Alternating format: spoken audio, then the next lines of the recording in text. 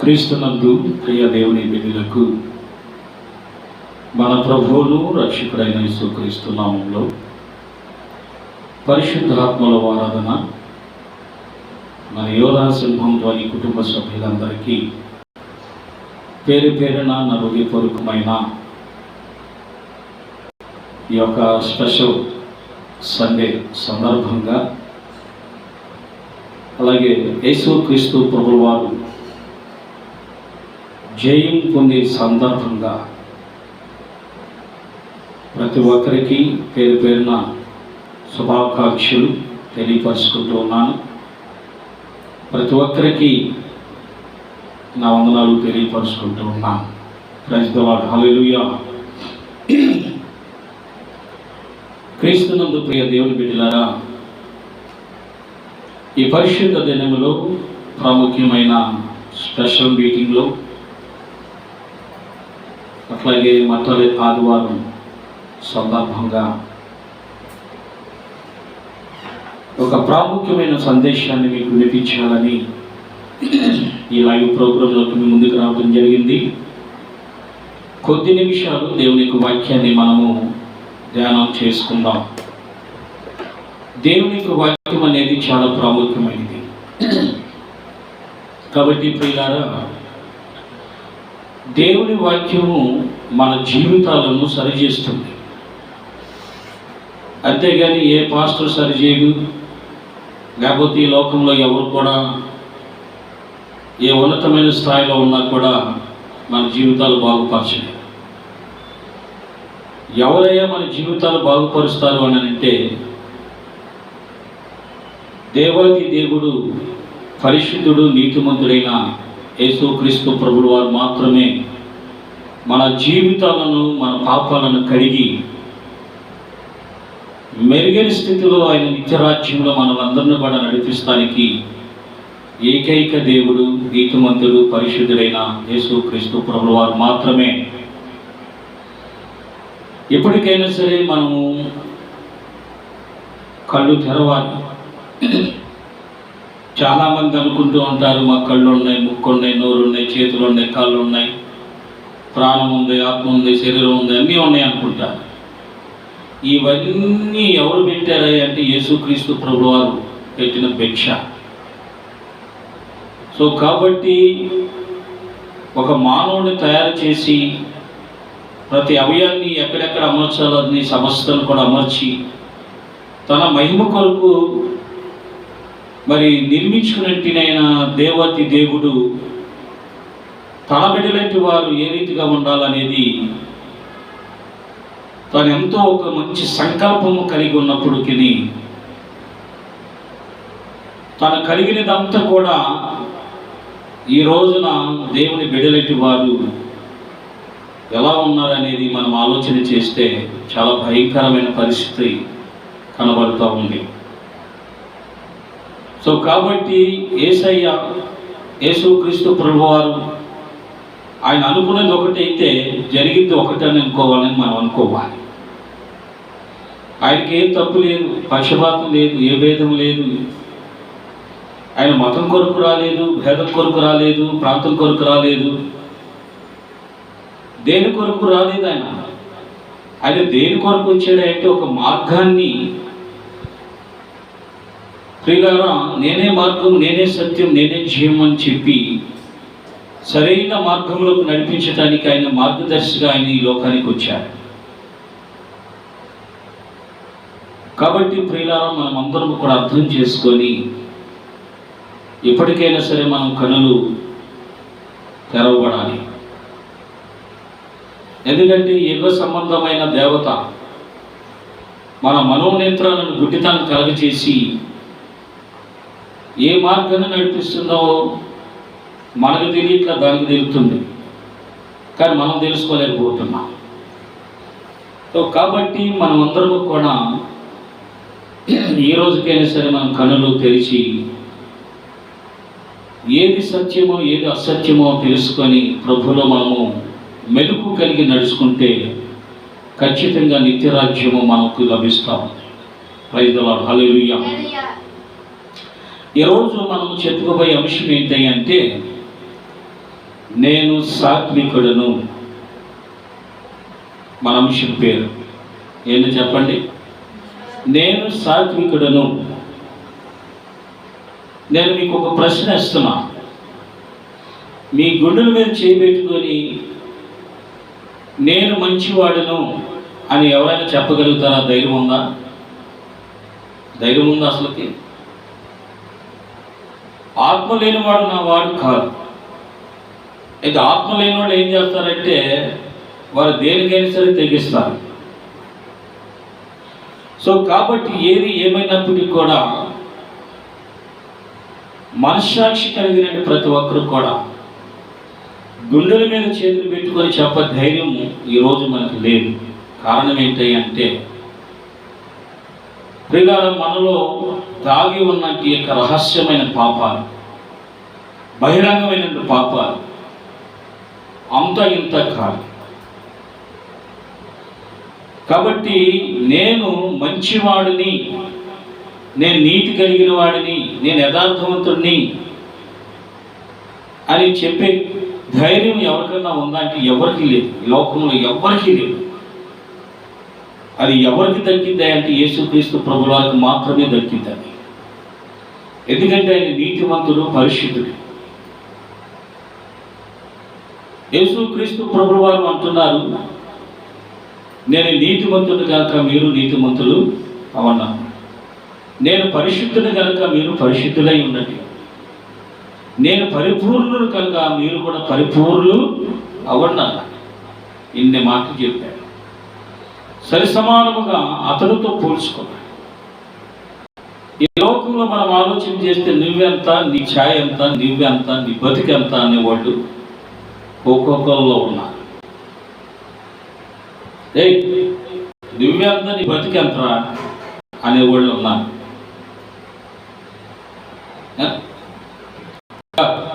10 రూపాయలు ఇచ్చి పారేది కానీ తిరుప మాతో సరిసమంగా కూర్చొని తినంత కెపాసిటీ ఉందిరా నీకు అనేవాళ్ళు లోకంలో లేకపోతే. ఇంకో మాట చెప్పనా, మన ఆత్మీయులో కూడా ఉన్నారు. సూటు బూట్ వేసిన కూడా ఒక సైటు కొద్దిగా అటుగా మంచి తక్కువ దిక్కేసుకొని వచ్చేవాడికి వాళ్ళకు ఒక సపరేటు. అసలు నాలాంటి వాడు ఏది లేకోకుండా ఏదో దిగుడుగా వెళ్ళేవాడు కానీ ఏదో నార్మల్గా చేసుకొని వెళ్ళామని ఆడికి ఒక సేఫ్ ఒక క్యాట్ అయినది. అది మనలో ఇంత భేదం ఉంటే ఇంకా లోకం ఎందుకు చూపించదు చెప్పండి. ఏమండి, నేను వీడియోస్ చాలా చూస్తున్నాను. మరుగైపోయినట్టు దైవ జనులు ఎంతో మంది ఉన్నారు. ప్రియులారా,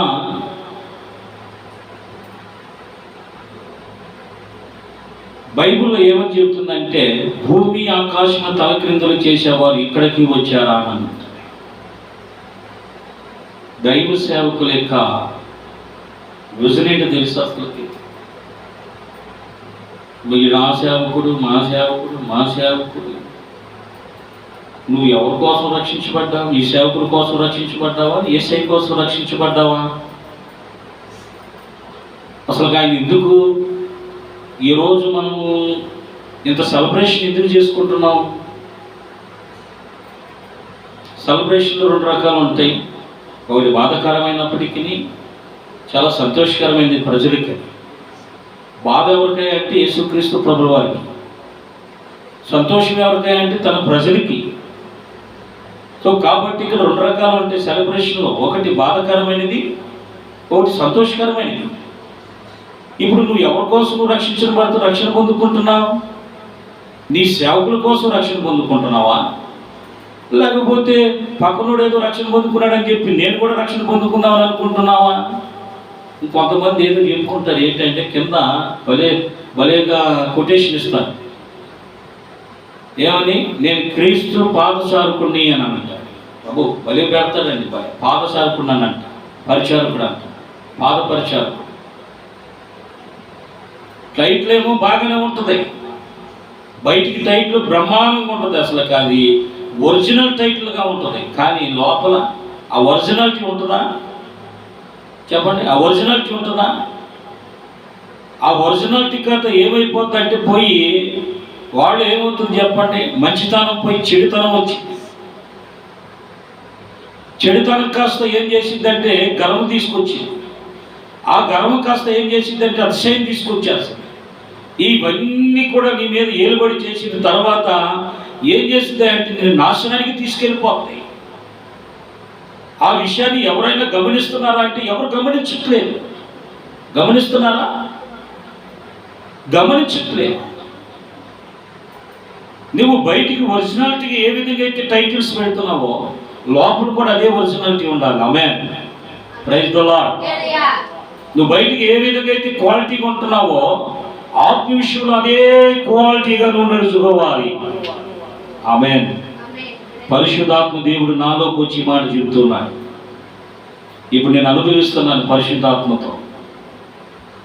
ఆ స్థానంలో నువ్వైనా నేనైనా సరే ఆ క్వాలిటీని మెయింటైన్ చేయకపోతే నీవు రక్షణ పొందుకోవటం అర్థం కానే కాదది. అందుకని ఈరోజు స్పెషల్గా దేవుడు మనతో మాట్లాడుతున్న మాట ఏంటి అంటే నేను సాత్వికుడను. ఏమంటున్నాడు? నేను సాత్వికుడను. సాత్వికుడు అంటే ఏంటి? నేను దేని మనసు గలవాడను. ఏం మాట్లాడి ఈ మాట నువ్వు చెప్పుకోగలుగుతావా? మాట ఆ ఒరిజినాలిటీ, ఆ క్వాలిటీ ఎవరిలో ఉంటుంది అంటే యేసు క్రీస్తు ప్రభుల వారు మాత్రమే అతనిలో ఉంటాయి ఈ క్వాలిటీస్.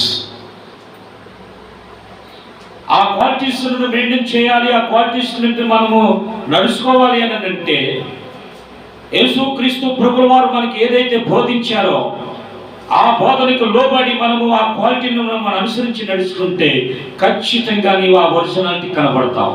హల్లెలూయా. చాలా జాగ్రత్త ఈ మాటలు. ఈ మాటలు మనం చాలా జాగ్రత్తగా మన హృదయంలో భద్రపరచుకోకపోతే రేపు అంత్య దినాల్లో కనుక ఖచ్చితంగా మనము ఆ తీర్పు దినాన్ని నిలబడతాం. గుర్తుపెట్టుకోండి. బంగారాన్ని మాత్రం బాబా ఏం దాచి పెడతారండి. అసలు ఎన్ని లాట్లు పెడతారు తెలుసా? దానికి దాదాపు ఒక బీరువా కొన్నాడంటే ఆ బీరువా విలువ కాస్టే దాదాపు 25,000, 30,000, 50,000 రూపాయలు పెట్టుకొని కొంటారు ఆ బీరువాని. ఎందుకు? ఆ బీరువా లాక్స్ ఉంటాయి కాబట్టి కావాల్సిన నెంబర్ వాళ్ళు సెట్ చేసుకుంటారు కాబట్టి దానిలో ఏం పెడతారంట, కావలసిన ఒరిజినల్ డాక్యుమెంట్స్ కానీ మరి ధనం కానీ బంగారం కానీ వెండి కానీ కావలసిన క్వాలిటీస్ మెటీరియల్స్ అన్నీ కూడా దాచిపెట్టుకుంటారు. అదే ఎన్ని సంవత్సరాల నుంచి అట్లాగే ఉంటాయి తెలుసా? మనిషి చనిపోతాడేమో కానీ అది మాత్రం ఎక్కడికి పోవు, అక్కడే ఉంటాయి. ఎందుకు? అంత భద్రపరుచుకుంటారు. దేవుడు వాక్యం మన హృదయం ఎందుకు భద్రపరచుకోలేకపోతున్నాం? నీ హృదయం ఏమైపోతుంది? కాఠినం అయిపోతుందా? పట్టణము పట్టుకున్నవాడు కంటే నీ మనసులను పట్టుకున్నవాడే ధన్యుడు అన్నాడు సామెతల గ్రంథం. పట్టణమును పట్టుకున్నవాడు కంటే తన మనసును స్వాధీనపరుచుకున్నవాడు ధన్యుడు. ఈరోజు విలువైన వస్తువులని మంచి లాకర్లో దాచిపెడుతున్నావే, దానికంటే కొరదైన విలువైన వాక్యం నీ హృదయంలో ఎందుకు భద్రపరచుకోలేకపోతున్నావు? ఆ వాక్యము నీ హృదయంలో భద్రపరచుకోలేకపోవటం వల్ల ఈరోజు నీ లోకంలో పడిపోతున్నా. ఈ లోకంలో పడిపోవటమే కాదు, పాపంలో పడిపోవటమే కాదు, కానీ భయంకరమైన పరిస్థితి, నీవు దేవునికి దూరమైపోతున్నావు. దేవుని దృష్టికి దూరమైపోయి దేవుని ద్వారా వచ్చే ప్రతి ఈవులను నువ్వు పొందుకోలేకపోతున్నావు. అందుకే మన కుటుంబాలు దరిద్రం, అందుకే మన కుటుంబాల మీద శాపం, అందుకే మన కుటుంబాల మీద భయంకరమైన విపత్తులు జరిగిపోతా ఉన్నాయి. ఇది చూసి పక్కనోడు హేళన చేస్తాడు, నవ్వుతాడు. ఆ పరిస్థితి ఎందుకు మన జీవితాల్లో ఎందుకు తెచ్చుకోవాలి? మన కుటుంబాల మీద ఎందుకు తెచ్చుకోవాలి? మన సంఘాల మీద ఎందుకు తెచ్చుకోవాలి? మన కాపుల మీద ఎందుకు తెచ్చుకోవాలి? మన విశ్వాసుల మీద ఎందుకు తెచ్చుకోవాలి? అర్థం చేసుకోగలుగుతున్నారా? అందుకని ప్రభు అంటున్నాడు, నేను సాత్వికుడను, దేన మనసు గలవాడను.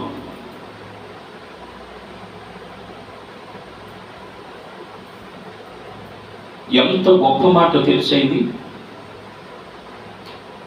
చూడండి ప్రియమైన దేవుని బిడ్డలు, గమనించింది మాట మనం చదువుకున్నాం. మత్తయి సువార్త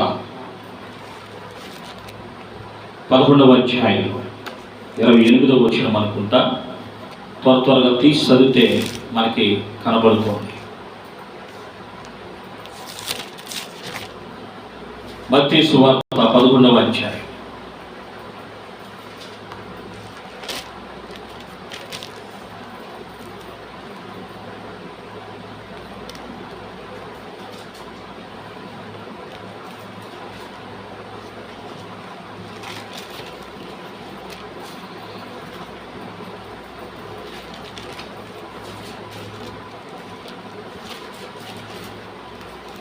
త్వరగా తీసి చదవండి.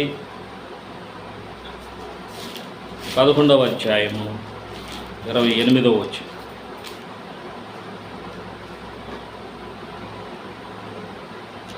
ప్రయాసపడి భారము మోసుకొనుచున్న సమస్త జనులారా, నా యొద్దకు రండి, నేను మీకు విశ్రాంతిని కలుగచేయుదును.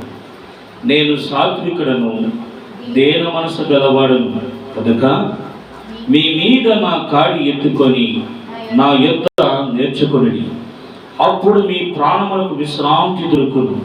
ఏలనగా నా కాడి సులువుగాను నా భారము తేలికగాను ఉన్నవి. పిల్లలు గమనించినట్లయితే చాలా ప్రాముఖ్యమైన మాట. ఈ మాటలో నుంచి ప్రాముఖ్యమైన ఏంటంటే, నేను సాత్వికుడను, దేన మనసు గలవాడును అన్నాడు. మరొక మాట చివరిలో ఏమన్నా తెలిసి, ఏలనగా నా కాడి సులువుగాను నా భారము తేలికగాను ఉన్నది. ప్రైజ్ ది లార్డ్, హల్లెలూయా. ప్రియమైన దేవుని బిడ్డలారా, గమనించండి. ఈరోజు మానవుడు పాప భారము కలిగి మోయలేని పరిస్థితిలో ఉన్నాడు. ఈరోజు మానవుడు ఆ పాపము కాస్త ఏం చేస్తున్నాయంటే ప్రాణానికి ముప్పు తెచ్చేస్తుంది. ఆ పాపము కాస్త మానవుడి మీద ఏలుబడి చేసి ఏం చేస్తుందంటే భయంకరమైన ఉపద్రవాల వాళ్ళ మీదకి తీసుకొచ్చేస్తా ఉంది. ఉపద్రవాల వాళ్ళ మీదకి వచ్చేస్తా ఉన్నాయి. ఎవరి ఒకరికి కాలు పోయింది, లేకపోతే ఒకరికి కన్ను పోయింది, ఒకరికి చెయ్యి పోయింది. వాడి భారం అంతంత కాదు, వారి యొక్క పరిస్థితి అంతా ఇంత కాదు. ఒక కాలు పోతే కుటుంబం ఏమైపోద్ది, ఒక కన్ను పోతే ఆ కుటుంబం ఏమైపోద్ది? భారం అయిపోద్దా లేదా? భారం అయిపోద్ది, కష్టమైపోద్ది. ఈ పాపము మానవుడి మీద ఏలుబడి చేసినప్పుడు ఆ కుటుంబ యొక్క భారం ఎట్లా ఉన్నాయంటే చెప్పలేనంత భారం. ఆ కుటుంబంలో ఉన్నటువంటి భార్య కానీ భర్త కానీ బిడ్డలు కానీ ఎంత అవస్థ పడుతున్నారు, ఎంత కరువుతో అలడమించిపోతున్నారు. ఈ పాపమని ఏలుబడి చేసి మనుషులను అతోకుతలము చేసేస్తా ఉంది. అందుకనే ప్రభు అంటున్నాడు, ప్రయాసపడుతున్న సమస్త జనులారా నా యొద్దకు రండి, నేను సాత్వికుడను, దేన మనస్సు గలవాడును. అంటే ఏంటి? నేను మంచివాడును, దేవత్వ కలిగిన వాడును, నేను మీకు లోబడే మనిషిని, మీకు ఏది చెబితే అది చేసే ఒక సర్వెంట్ లాంటి నేను. ఇప్పుడు సర్వెంట్ కలిగినట్టు యేసయ్య మన దేవుడు తన దూతలను పంపించి మనకు పరిచయం చేసే సామర్థ్యం కలిగినట్టు దేవుడు ఆయన. యేసుక్రీస్తు ప్రభువు వారే తన 12 మంది శిష్యులు ప్రియమైన దేవుని బిడ్డలారా ఏం చేశాడు? పాద పరిచయం చేశాడు. కాళ్ళు కూర్చాడు అంటే కాళ్ళు కడిగాడు.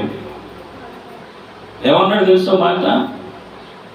పరిచర్య చేయటకు వచ్చాను కానీ చేయించుకోవటానికి రాలేదు అన్నాడు. ఈరోజు చాలా మంది ఏం చేస్తున్నారు?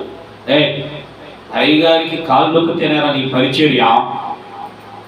పిచ్చి పిచ్చి మాట తోలు ఒలిచేస్తాడు దేవుడు అనుకుంటున్నారు. గుర్తుపెట్టుకోండి.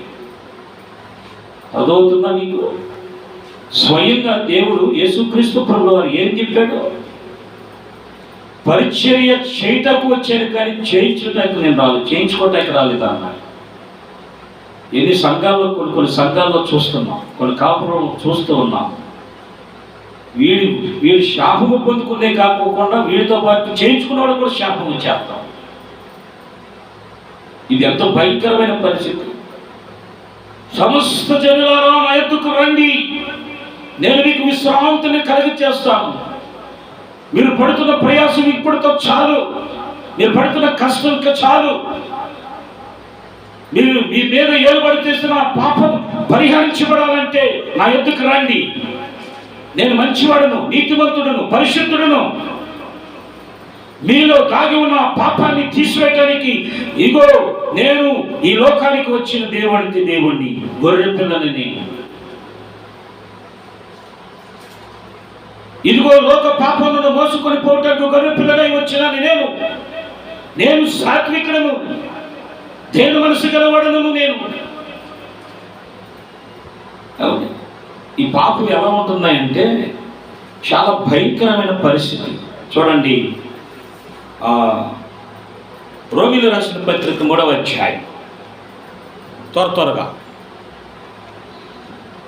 రోమీయులకు రాసిన పత్రిక 3వ అధ్యాయం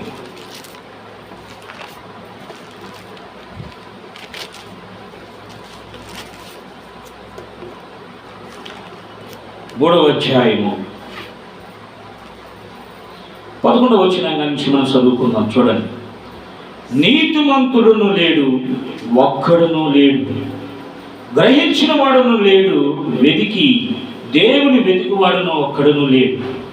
అందరూ త్రోవ తప్పి ఏకంగా పనికి మారిన వారై మేలు చేయవాడును లేడు, ఒక్కడును లేడు. వారు గొంతుకు తెరిచి సమాధి తమ నాలుకతో మోసము చేయదు. వారు పెదవుల క్రింద సర్పము ఉన్నది, సర్ప విషయం ఉన్నది. వారి నోటి వెంట శపించుటయు పగయు ఉన్నవి. రక్తము చిందించుటకు వారి పాదములు పరిగెత్తుచూ ఉన్నవి. ఎలా ఉన్నాయి అంట? భూమి మీద వెతుకుతున్నాడు యేసుక్రీస్తు ప్రభువారు. ఒక్కడైనా సరే నీతిమంతుడు దొరుకుతాడా? ఒక్కడైనా సరే నీతిమంతుడు ఉన్నాడా? ఒక్కడును లేడు నీతిమంతుడు, ఒక్కడును లేడు నీతిమంతుడు. ఒక్కడును కూడా గ్రహించేవాడు ఉన్నాడంటే ఒక్కడు కూడా గ్రహించేవాడు లేడు.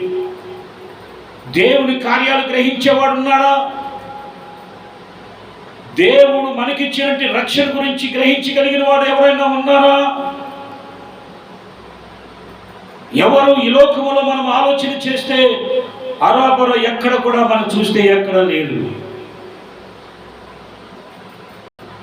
వారు ఒక్కసారి నోరు తెరిస్తే చాలు సమాధి. అంటే ఏంటి? పాపం, అబద్ధం, మోసం. వారు పెదవుల కింద ఎంతుందంట? సర్ప విషయం ఉన్నదంట. ఎంత ఘోరమో ఆలోచన చేయండి. అందుకని యేసుక్రీస్తు ప్రభువు వారు, ప్రియమైన దేవుని బిడ్డలారా, ఇటువంటి భయంకరమైన ఈ విపత్తుల నుంచి, ఈ భయంకరమైన పరిస్థితి పాపం నుంచి విడిపించబడాలి అనంటే నేను ఈ భూలోకానికి రావాలి, ఈ లోకంలో ఉద్భవించాలి. అంత మాత్రమే కాదు, ఈ పాపము పరిహరించబడాలంటే నేనే నీతిమంతుడిగా, గొర్రె పిల్లగా వధించబడి నా ప్రజల నిమిత్తమైన ఇగో రక్తము చిందించబడాలి అని చెప్పి ఈ యుద్ధ భూమిలో అడుగు పెట్టడం జరిగింది. ప్రైజ్ ది లార్డ్, హల్లెలూయా. ఇప్పుడు ఈ రంగరంగంలో ఏంటంటే యుద్ధ భూమిలో ప్రియులారా గమనించాలి. ఇప్పుడు మనం అక్కడక్కడ చూస్తూ ఉన్నాం, యుద్ధాలు ఎక్కడ పడితే అక్కడ జరుగుతూ ఉన్నాయి. ఇటీవలలో కూడా ఏం జరిగింది చెప్పండి? ఏమండి, ఇప్పుడు మన భారతదేశానికి ఇతర దేశాలకి జరుగుతున్న సంఘటనలు మనం చూస్తూ ఉన్నాం. మళ్ళీ మధ్య కూడా మనకి జరిగింది ఏంటి చెప్పండి? ఇజ్రాయెల్ దేశానికి ఇరాన్ దేశానికి యుద్ధం జరుగుతూ ఉంది. ప్రియులారా, ఇరాన్ దేశం ఏం చేస్తుందంట? ఇజ్రాయెల్ దేశాన్ని ఏం చేస్తుందనంట? నాశనం చేయటం కోసం మన అణుబాంబులు తయారు చేయాలని చెప్పి చూశాను. అయితే ఇజ్రాయెల్ దేశం ఏం చేశారంటే ఆ అణుబాంబులు తయారు చేయకోకుండా యుద్ధ భూమిలో ప్రవేశించారంట. ఆపటానికి ప్రయత్నం చేస్తున్నారు. లేదనుకుంటే వాళ్ళు ఒకవేళ కనుక యుద్ధానికి వెళ్ళకపోతే ఇరాన్ వాళ్ళు ఏం చేశారు? నిజంగానే వాళ్ళు అణుబాంబులు తయారు చేశారంటే ఇజ్రాయేల్ దేశమే కదా, చుట్టుపక్కల ఉన్న దేశాలన్నీ కూడా నాశనం అయిపోతాయి. ఇప్పుడు జరుగుతున్న పరిస్థితులు, అందుకని ఇప్పుడు భారతదేశంలో జరుగుతున్న పరిస్థితులు ఏంటి, మన ఆంధ్ర రాష్ట్రంలో జరుగుతున్న పరిస్థితులు ఏంటి, పిల్లలు గమనించినట్లయితే ఇప్పుడు గ్యాస్ కొరత అయిపోయింది.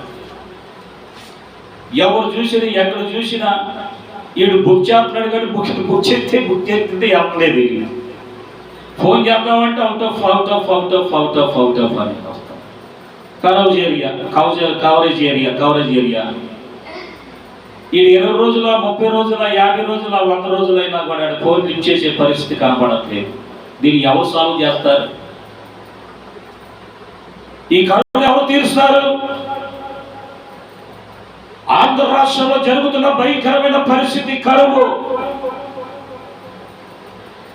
ఎక్కడ చూసినా గ్యాస్ కొరత, ఎటు చూసినా చూడండి, మనం తినే కాయగూరలతో సహా భయంకరమైన ఆ ధరలు పెరిగిపోయాయి. ప్రియమైన దేవుని బిడ్డలారా, సామాన్యుడి పరిస్థితి ఏమైపోద్ది? కూలీనాలు చేసుకునేవాడి పరిస్థితి ఏంటి? ఈరోజు రూపాయి ఉన్నవాడు అయితే సరే ఒక రకంగా ఏదో ముందుకెళ్ళిపోతాడు. సామాన్యుడి పరిస్థితి ఏంటి? ఈ కరువుని ఎవరు తీరుస్తారు? ఈ ప్రాబ్లం ఎవరు సాల్వ్ చేస్తారు? ఎవరు చేస్తారా అంటే, ఈ లోకంలో మనం ఆలోచన చేస్తే ఏదో ఆరాపరకు ఏదో కొద్దిగా ఏదో ఉపశమనం కోసం ఏదో జరిగింది అనుకోండి. మరి శాశ్వతంగా ఈ కరువును తీసేయాలంటే, శాశ్వతంగా మన మీద ఉన్నట్టు ఈ భారం పోవాలంటే, ప్రియమైన దేవుని బిడ్డలారా, ఎవరు రావాలి ఈ లోకంలో కంటే యేసుక్రీస్తు ప్రభువు వారు మాత్రమే. ఆయన నీతిమంతుడిగా, పరిశుద్ధుడిగా, యథార్థవంతుడిగా ఈ లోకంలో ఆయన మన కోసం రక్తము చిందించాలి. పాపము పరిహరించబడాలంటే ఈ యుద్ధ భూమిలో ఆయన యుద్ధ వీరుడిగా, ఆయన జయించే వీరుడిగా రావాలి ఈ లోకంలోకి. అందుకని ఆయన ఏం చేశాడు చెప్పండి? ఆయన భూమి మీద ఉద్భవించినప్పుడు అందుకే ఏం చేశాడు చెప్పండి? యుద్ధ భూములు విజయాన్ని సాధించడం కోసం యెరూషలేములో నుంచి ప్రయాణం సాగుతూ ఉన్నాడు. హల్లెలూయా. మత్తయి సువార్త 27వ అధ్యాయంలో ఈ మాట మనకి తెలియపరుస్తున్న, యెరూషలేములో నుంచి ఊరేగిస్తూ ఏం చేస్తున్నాడు చెప్పండి? అతను గాడిద మీద ఎక్కించి, చూడండి, మంటలు పట్టుకొని ఏం చేస్తున్నారు? గుడ్డలు ఆ దారి పొడుగుతా పరిచి, దావీదుకు జయహో, దావీదు కుమారుడికి జయహో, దావీదు కుమారుడికి జయహో అనుకుంటూ జయాలు పలుకుతూ అక్కడున్న ఇశ్రాయేలు ప్రజలందరూ ఏం చేశారు చెప్పండి? యేసుక్రీస్తు ప్రభువు వారు యుద్ధ భూములు యుద్ధాన్ని జయించడానికి జై వీరుడిగా, జయశాలిగా ఆయన గాడిద మీదకి ఊరేగిస్తూ ఉన్నారు. హల్లెలూయా. ఇప్పుడు ఇక్కడ ఒక పాయింట్ మనం పట్టుకోవాలి. గాడిద మీదే ఎందుకు ఎక్కాడు యేసుక్రీస్తు ప్రభువు వారు? గాడిద మీదకి ఎందుకు ఎక్కాడు? ప్రియమైన దేవుని బిడ్డలను గమనించండి. బేతనీ అనే గ్రామంలో కట్టబడిన గాడిద బహుభారమై, చూడండి, ఆ గాడిదకి వచ్చిన సమస్య అంతా ఇంత కాదు, ఆ గాడిదకి వచ్చినట్టు కష్టం అంతా ఇంత కాదు, ఆ గాడిదకి వచ్చినట్టు కరువు అంతా ఇంత కాదు. ఆ గాడి యజమానుడు ఏం చేశాడంటే, ఈ గాడితో నాకు పని లేదు, ఈ గాడితో నాకేమన్నా ప్రయోజనం ఉందా అని చెప్పేసి, ప్రియమైన దేవుని బిడ్డలు, ఆ గాడి యజమానుడు ఏం చేశాడనంటే, టయానికి దానికి మేత పెట్టట్లేదు, టయానికి దానికి మనకి కనీసం నీళ్లు పెట్టట్లేదు. ఈ యజమానుడు ఏం చేశాడంటే దాన్ని అశ్రద్ధ చేసేస్తా ఉన్నాడు. ఎందుకంటే దాని మీద ప్రయోజనం లేదని.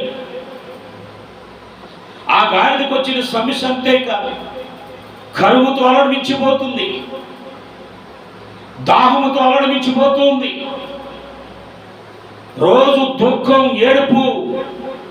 ఆ గాడిద అంత ఇంత కాదు. మళ్ళీ ఇంకేం చేస్తున్నాడు ఆ యజమానుడు? అసలు నీతో నాకు ప్రయోజనం లేదని చెప్పి రోజుకు ఒక పొద్దున 1 గంట, సాయంత్రం 1 గంట కొడతానే ఉంటాడంట. కర్ర తీసుకొని యమబాలుడు పోతాడంట. ఏమంటే ఇవాళ కుటుంబాల్లో పరిస్థితులు ఎలా ఉన్నాయి చెప్పండి? అత్తమామలు శుభ్రం చూసుకుంటున్నారా? తల్లిదండ్రులు శుభ్రం చూసుకుంటున్నారా? ఏమండి ఈ రోజులో ఎలా ఉన్నారు చెప్పండి పరిస్థితి? వీడితో ప్రయోజనం ఉంటేనేమో అంతంత మాత్రాన, అదే ప్రయోజనం లేకపోతే ఎక్కి ఒక తందెత్తి ఇక్కడ నుంచి అవతల పడిపోతాడు. కాబట్టి పరిస్థితులు అలా అయిపోయింది. గాడిదని మనం చూసుకుంటే పరిస్థితులు అలా ఉన్నాయి. యేసు క్రీస్తు ప్రభువు వారు ఆ పాటు పడుతున్న గాడిదని చూశాడు. హల్లెలూయా, హల్లెలూయా. ఆ గాడిదని చూశాడు. ఎందుకంటే యేసు క్రీస్తు ప్రభువు వారు సాత్వికుడు, దేన మనసు కలిగిన వాడు. ఈరోజు ఎవరికైనా దేన మనసు ఎవరికైనా ఉన్నదా? ఈరోజు దేవుడి సేవకులు, విశ్వాసుల్లో, సంఘాల్లో భయంకరమైన పరిస్థితులు, హృదయాలు కఠినమైపోతా ఉన్నాయి. ఒకరు పడిపోతుంటే వారలేని జీవితాలు.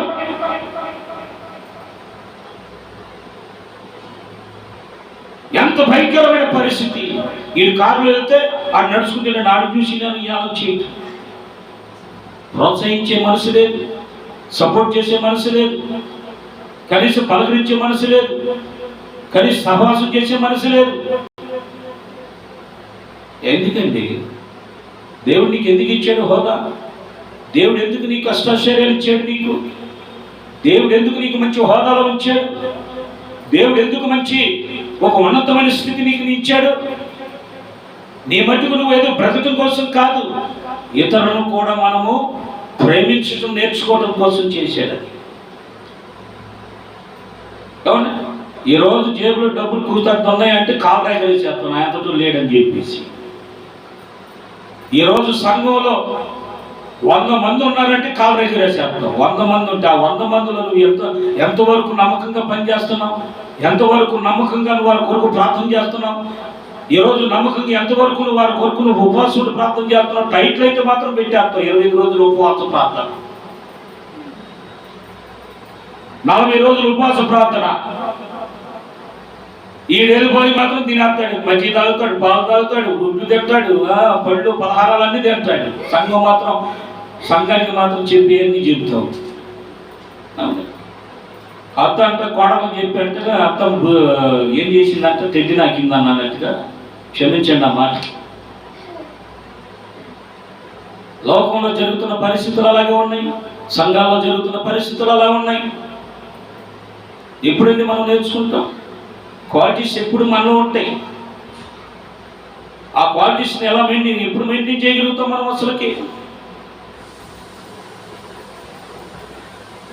దేవుడు ఆ గాడిదను చూశాడు కాబట్టి ఆయన నీతిమంతుడిగా ఉన్నాడు, ఆయన దేన మనసు కలిగిన వాడు, లోబడిన వాడుగా ఉన్నాడు కాబట్టి, సౌమ్యమయుడుగా ఉన్నాడు కాబట్టి, ఏమంటే ఆయన మంచివాడుగా ఉన్నాడు కాబట్టి ఏం చేశాడు? ఆ గాడిద వైపు చూసి జాలిపడి వెంటనే దగ్గర ఉన్నట్టు శిష్యులను వెళ్ళి పలానా గ్రామంలోకి వెళ్ళి కట్టబడిన గాడిద అది నాకు కావాలి, ఆ యజమానుడికి చెప్పి తీసుకురండి. ఆ యజమానుడు అటు విసిపోయాడు అనుకోండి, పలానా ఆయనకి గాడిద కావాలంటున్నాడు అని అంటే, బాబు వచ్చి తీసుకెళ్ళిపోరా నాయన. ఆ గాడిదకి రేపు రోజున విలువ ఎంత అనేది ఇది తెలియక గాడిదతోనే మాట్లాడించిన దేవుడు. హల్లెలూయా. గాడిదతోనే మాట్లాడించిన దేవుడు ఆయన. ఎప్పుడైతే యేసు క్రీస్తు ప్రభువు వారు ఆ గాడిద మీద ఎక్కి కూర్చున్నాడో చూడండి, ఆ గాడిదకి వచ్చినట్టు విలువ అంత ఇంత కాదా? అరే అడ్డగాడిద, అరే నిలువుగాడిద అని తిట్టానండి, బాధపడమాక. గాడిదకున్న విలువ లోకంలో ఎవరికి లేదు. ఆ విలువ నీకు రావాలంటే ఏం చేయాలి? తగ్గింపు జీవితం నీ జీవితంలో ఉండాలి. అప్పుడే ఆ గాడికి విలువ ఏ విధంగా వచ్చింది, అప్పుడే నీకు నీ జీవితంలో విలువ వస్తుంది. గుర్తుపెట్టుకోండి. వెంటనే తీసుకురమ్మన్నాడు. అసలు ఆ గాడికి ఎంత విలువ వచ్చిందంటే, ఎక్కడైనంత శక్తి వచ్చేసింది గాడికి, ఎక్కడైనంత బలం వచ్చేసింది, ఎక్కడైనా క్వాలిటీస్ అంతా యేసుక్రీస్తు ప్రభువు వారు ఎప్పుడైతే ఎక్కువ కూర్చున్నాడో ఆ క్వాలిటీస్ అన్ని ఎదురులోకి గాడిదలోకి వచ్చేసాయి. అంతే. గాడికి వచ్చినట్టు విలువ అంత ఇంత. అప్పుడు ఆ యజమానుడు చూసి, అదే ఈ గాడిద నా దగ్గర ఉన్నా బాగుండు, నా దగ్గర ఉన్నా బాగుండు, పెద్దోడ ఉన్నప్పుడు ఏమి ఉపయోగించుకున్నావా? యేసుక్రీస్తు ప్రభువు వారు ఆయన కృప ఉన్నంత వరకు యేసుక్రీస్తు ప్రభువు వారిని ఆస్వాదించి నీ హృదయంలో ఎప్పుడైతే చేర్చుకుంటావో, ఇదిగో నీలో దాగి ఉన్న రహస్యమైన పాపాలు, బహిరంగమైన పాపాలు, అవన్నీ కూడా ఆయన రక్తముతో కడిగి ఒక విలువైన జీవితం నీకు అనుగ్రహించబడతాడు. అప్పుడు నువ్వు విలువైన బలమైన సాక్షిగా నువ్వు వాడబడటానికి అవకాశం ఉంటుంది. అప్పుడు వరకు నువ్వు జీరోనే. ఆత్మ లేనివాడు నా వాడు కానీ చెప్పిన దేవుడు, క్రీస్తు లేని నీ జీవితంలో నువ్వు అంత జీరోనే. నువ్వు ఎంత సౌకర్యంగా ఉండు, నువ్వు ఎన్ని బట్టలను మంచి మంచి బట్టలు కట్టుకో, నువ్వు ఎన్ని ముఖానికి పూసుకో, నువ్వు కారులో వెళ్ళు, హోదాలో ఉండు, కానీ యేసయ్య నీ జీవితంలో లేకపోతే నీ జీరోనే. ఎందుకు పనికిరాని జీవితం ఇది అంతా. అది మాత్రం గుర్తుపెట్టుకోండి. ఒక మాట మీకు చెప్తాను చూడండి. మన రాష్ట్ర సీఎం నిన్ను కొద్దిగా పొగిడాడు అనుకోండి, నీకు ఎంత విలువ అవుతుందో తెలుసా? అతనికి సామాన్యమైన విషయం కాదు. మన రాష్ట్ర ముఖ్యమంత్రి వాళ్ళు నిన్ను పొగిడాడు అని అంటే, నువ్వు మంచి పని చేసినప్పుడు ఒక మంచి నిన్ను పొగిడాడు అనుకోండి, సీఎంఏ పొగిడాడు అని చెప్పేసి నీకు ఎంత విలువ వచ్చిందో తెలుసా? రాష్ట్రం అంతా నీ పేరు మోగిపోతుంటే. ఈ లోకంలో తాత్కాలికంగా నీ ఇంత ఆర్భాటంతో, నువ్వు ఇంత ఉత్సాహంతో ఉల్లాసంతో ఉంటున్నావే, ఆత్మీయ విషయంలో యేసుక్రీస్తు ప్రభువు వారు రాజులకు రాజు, ప్రభులకు ప్రభు అయి ఉన్న దేవుడు నిన్ను పొగిడినప్పుడు నీ విలువ ఎంత పెరిగిందో తెలుసా? అంత ఉన్నతమైన నీ విలువ పెరుగుతుంది. గాడికి పెరిగినట్టుగా గాడికి తన జీవితంలో ఎంతైతే నష్టపోయిందో అంతకంటే రెట్టింపు ఈరోజు తన జీవితంలో గొప్ప ఆనందాన్ని, సంతోషాన్ని, బలాన్ని, శక్తిని పొందగలిగింది. కాబట్టి ఈ విషయాన్ని మనం గమనించాలి. మోషే ఏమంటున్నాడు తెలుసా? మోషేకి స్టేట్మెంట్ ఇచ్చాడు యేసుక్రీస్తు ప్రభువు. కూషు దేశస్థురాలను పెళ్లి చేసుకుందని చెప్పి మిరియాము అహరోను ఇద్దరు కలిసి హేళన చేశారు. అతన్ని, మోషేని హేళన చేశారు. కూషు దేశస్థురాలను పెళ్లి చేసుకున్నాడని చెప్పి ఏం చేశాడు చెప్పండి? తన అక్కైన మిరియాము అహరోను ఇద్దరు కలిసి ఏం చేశారు? హేళన చేశారు. అప్పుడు యేసుక్రీస్తు ప్రభువు వారు అన్నారు, ఈ భూమి మీద ఉన్న ప్రజలందరికంటే మిక్కిలి మోషే అనేటి వాడు సాత్వికుడై ఉన్నాడు. Praise the lord. హల్లెలూయా. అంటే ఆయన మంచివాడిగా ఉన్నాడు. ఏ పని చేసినా అది దేవునికి ఇష్టమైన పని చేస్తాడు, కానీ కష్టమైన పని ఎప్పుడూ చేయడు. దేవుడే మోషేకి స్టేట్మెంట్ ఇచ్చినప్పుడు, మోషేకి మంచి బిరుదునిచ్చినప్పుడు, నీ జీవితంలో కూడా దేవుడు నీకు ఒక బిరుదునివ్వాలి. బిరుదు అంటే ఒక గుర్తింపు కావాలి. ఆ గుర్తింపు నీ జీవితంలో ఎప్పుడైతే వస్తుంది, గొప్ప విలువైన జీవితం నీ జీవితంలోకి వస్తుంది. తెలుసా ఏది ఆ గుర్తింపు? ఏది? గుర్తించే వాళ్ళందరూనేమో పక్కన పెట్టేస్తారు, గుర్తు లేని వాళ్ళందరూ పైకి తీసుకొచ్చాడు కూర్చోబెట్టారు. వాళ్ళు ఏముంది చెప్పండి? అది నాలుగు పాటలు పాడారా? పాడడం. వాకింగ్ చెప్తారా? చెప్పడం. చెప్తే మొత్తం భూమి చుట్టూ తిరుగుతారన్నట్టుగా మొత్తం తిరిగి తీసుకొచ్చి ఈ మాట పాట అయిపోయింది. పైగా ఏ వాకింగ్ చెప్పారు? ఆయన కోర్టు చూసి అర్థం, కోర్టు 50,000 రూపాయల కోటు, 50,000 రూపాయల కోటు నీకెందుకు? భూమి చుట్టూ తిరిగి వచ్చిన మాటలు నీకెందుకు? దేవుని వాక్యం ఉన్నదిగా బోధించే సేవకులని ఆయన గుర్తించారు. యేసుక్రీస్తు ప్రభువు వారు మోషేని గుర్తించారు, గుర్తింపు తీసుకొచ్చారు. భూమి మీద ఉన్న సమస్త జనుల కంటే సాత్వికుడై ఉన్నాడు ఆయన. ఆయన మంచివాడు. మా కుటుంబంలో మా మేనల్లుడికి పెట్టారు ఈ మాట. వాడికి పేరు సాత్వికుడు అని పేరు పెట్టారు. ఆయనకి సాత్వికుడు అని పేరు పెట్టారు. అందుకని ఆ పేరును బట్టి దేవుడు వాడిని ఏంటంట ఒక ఉన్నతమైన స్థితికి నడిపిస్తూ ఉన్నాడు. వాడి పరిస్థితి బాగోదు, అయినప్పుడు కూడా దేవుడు మెరుగుపరుస్తాడు. ఎందుకంటే దేవుని బిడ్డలు ఎన్నటికీ తులసివేలే. గాడిదని తాను పడుతున్న కష్టాన్ని దేవుడు చూసినట్టు దేవుడు ఈరోజు ప్రతి కుటుంబంలో నువ్వు ఏ కష్టంలో ఉన్నావు, ఏ నష్టంలో ఉన్నావు, ఏ వ్యాధితో ఉన్నావు, ఏ బాధతో ఉన్నావో, ఏ సమస్యతో కొట్టిమిట్లాడుతున్నావో సమస్తము దేవునికి తెలుసు. ఎందుకంటే ఆయన మంచివాడు, దీన మనసు కలిగిన వాడు. నేను కనికరించడానికి, నేను ఆదరించడానికి, నిన్ను బలపరచడానికి ఆయన దీన మనసు కలిగి మంచి సాత్వికుడిగా ఉన్నాడు. అంటే మంచివాడుగా, నీతిమంతుడిగా, పరిశుద్ధుడిగా నీ జీవితంలో యేసుక్రీస్తు ప్రభువు వారు నీ పక్షాన నిలబడుతూ ఉన్నాడు. Praise the lord, hallelujah. So కాబట్టి ఈరోజు యేసుక్రీస్తు ప్రభువు వారు మన పాపాల నిమిత్తము యుద్ధ భూమిలో ప్రవేశం చేస్తూ ఉన్నాడు. ఎందుకంటే మన పాపాలన్నీ కూడా పరిహరించబడాలంటే ఆయన ఏం చేయాలి చెప్పండి? యుద్ధం చేయాలి. యుద్ధ వీరుడు యుద్ధశాలిగా ఉన్నాడు కాబట్టి, ఆయన జయశాలిగా ఉన్నాడు కాబట్టి, దావీదు కుమారుడా నీకు జయము, దావీదు కుమారుడా నీకు జయము అని చెప్పి కేకలు వేసిన ఆ ప్రజలు ఈరోజు ప్రియమైన దేవుని బిడ్డలారా మన జీవితంలో మెరుగుపడాలి అని అంటే ఆయన యుద్ధ భూమిలో ప్రవేశించాలి. మన కోసమైనా జయించాలి. ఏ విధంగా జయిస్తున్నాడు? కత్తులు కటారాలు తీసుకుని వెళ్తున్నాడా? ఏ మాత్రమూ తీసుకుని వెళ్ళట్లేదు. ఆయన యుద్ధ భూమిలోకి యుద్ధానికి వెళ్ళినప్పుడు ఏం చేయాలి చెప్పండి? కట్టును తీసుకెళ్ళాలి, ఈటును తీసుకెళ్ళాలి, డాడును తీసుకెళ్ళాలి. కానీ నా యేసయ్యకి మాత్రము, మన యేసయ్యకి మాత్రము అయ్యవన్నీ అవసరం లేదో. ఆయన యుద్ధ భూమిలో ఏంటంటే ఆయన ప్రేమ ఒక్కటే, ప్రేమతో వచ్చాడు, ప్రేమతోనే చేయించాడు, అంతే. గొర్రె పిల్లవలే కషాయం ముందు ఏ విధంగా అయితే మౌనంగా ఉన్నాడు, ఆ విధంగానే మౌనంగానే ఉన్నాడు. ఆయన అరెస్ట్ చేసినప్పుడు మౌనంగానే ఉన్నాడు. ఆయన సంఖ్యలు బిగించి కొరడాలతో కొట్టినప్పుడు ఆయన మౌనంగానే ఉన్నాడు.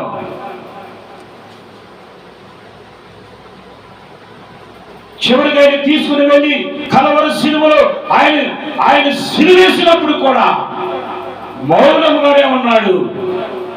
బళ్ళంతో పోటు ఒక పోటు పొడిచినప్పుడు కూడా ఒక్క మాట మారు కూడా మాట్లాడలేదు. ఏమన్నట్టు తెలుసు? ఒకే ఒక మాట అన్నాడు ఆ సిలువలో.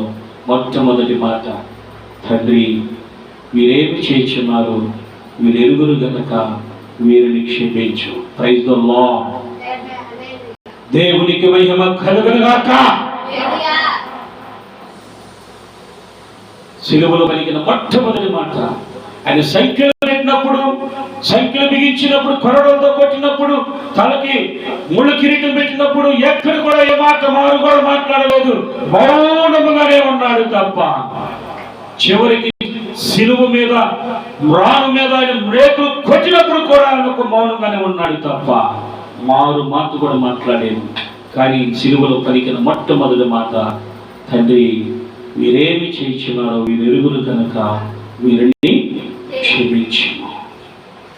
అందుకే ఆయన సాత్వికుడయ్యాడు. అందుకే ఆయన దీన మనసు కలిగిన వాడిగా ఉన్నాడు. సో కాబట్టి అటువంటి క్వాలిటీస్ మన జీవితంలో మెయింటైన్ చేయాలంటే మనము కూడా క్రీస్తుని అనుసరించి నడుచుకుందాం. దేవుడు తన వాక్యాలు మన వినికిడిలో దీవించి ఆశీర్వదించునుగాక. ఆమేన్.